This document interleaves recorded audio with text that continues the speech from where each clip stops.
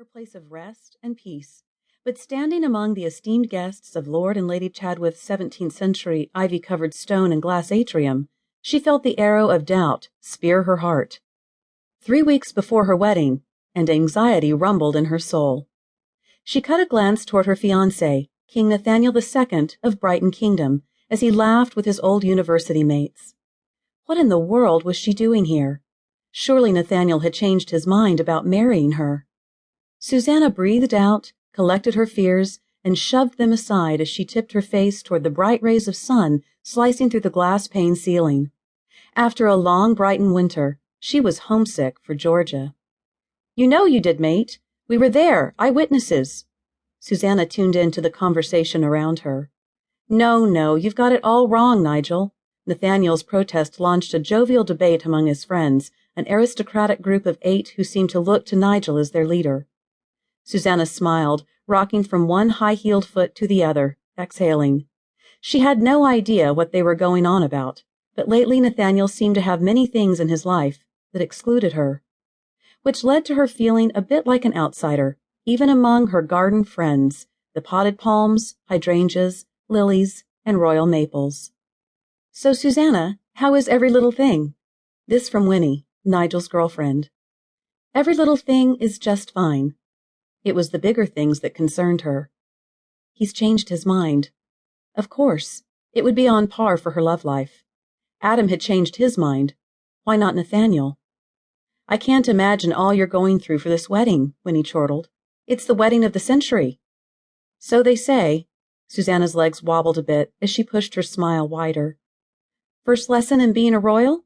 Smile, be cordial, and stand a lot." Who knew royal life included so much standing and handshaking, lots and lots of handshaking, and pulling out the hand sanitizer was considered ill form. Susanna had rallied the King's office to let her wear sneakers or flip-flops for long receiving lines, but the protocol officers flatly refused. "Tell me, are you nervous?" Winnie pressed her hand on Susanna's arm, a move she'd learned that was acceptable for family and close friends, but not others. "I'd be a nervous wreck.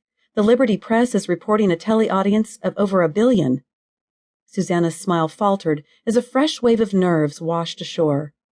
"Well then, we're going to need a bigger cake." Winnie stared at her, then tee-heed. "You're quite droll, Susanna. I like that in a woman." With that, Winnie returned to reminiscing with the men, and Susanna was back to feeling alone and aching for home, for warmth, for unobstructed sunlight, aching for her own folks with whom to reminisce. She'd not been to Georgia since her best friend Gracie's wedding last October. She'd finally said yes to her boyfriend Ethan. But even then, it wasn't really like being home. Nathaniel couldn't get away, so Susanna traveled with a security officer and stayed in a hotel. She returned to Brighton, a North Sea island gem, and enjoyed a lovely, mild October, only to have November descend with gray days and an early snow.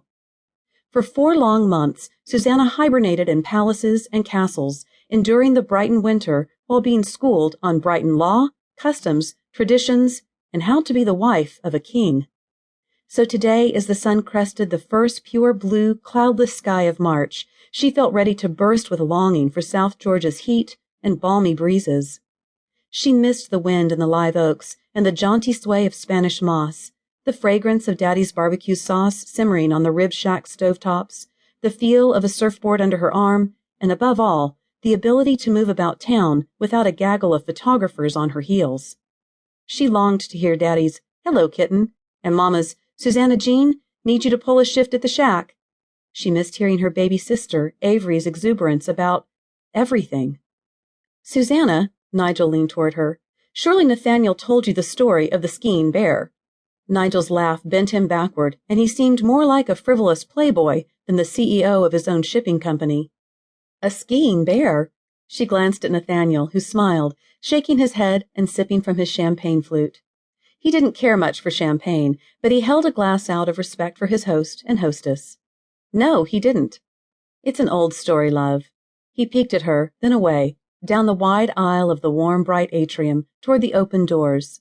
A fresh breeze sauntered in and rustled a few maple branches, spraying the atrium with the saline fragrance of the bay. I'd nearly forgotten all about it. Forgotten it?